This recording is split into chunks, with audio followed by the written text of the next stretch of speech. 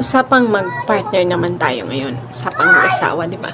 Yung isang bagay na laging pinag-aaway ng mga mag-asawa kasi yun yung mga sabi nila kahinaan ng mga lalaki, di ba? Kung sa atin napapagod tayo, sa kanila walang kapaguran yan kasi yun yung source ng lakas nila. Huwag mong maingay, di ba? Lalong-lalo na pag kinakalabit tayo. Tapos sinisiko natin yan, pagod ako, pagod. Tapos paggalit pa, di ba?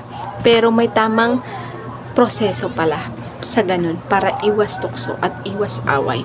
Sabi nga sa 1 Corinto chapter 7 verse 5, huwag ninyong ipagkait ang inyong sarili sa isa't isa. Maliban na lamang kung napagkasunduan ninyong huwag munang magsiping sa maikling panahon. Diba? Kailangan pala pinag-uusapan at pinagkakasunduan na ganito, wala muna tayo ngayon kasi busy tayo, ganito, medyo pagod.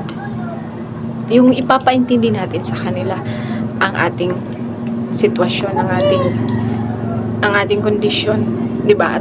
Pero kailangan merong schedule, may yung isi-secure natin sila para hindi nila ma-misinterpret na baka maisip nila na ayaw na natin, na nagsasawa na tayo, na napapagod na.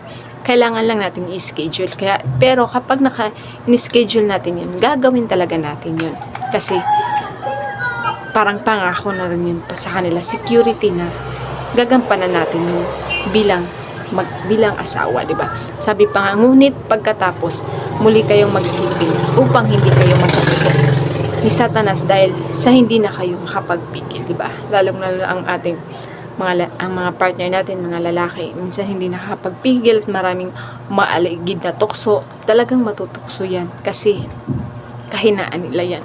Kaya wag nating hahayaan na matukso. Wag nating hahayaan na matukso ang bawat isa.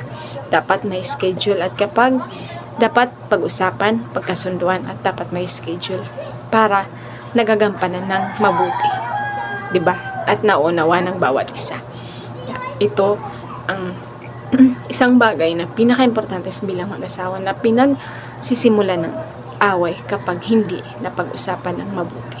Ito ang ating tatandaan bilang mag-partner, bilang mag-asawa. Kung ikaw ay wala pang asawa at nakikinig ka, at least may idea ka na. 'Di ba? Yun lamang, yung God bless.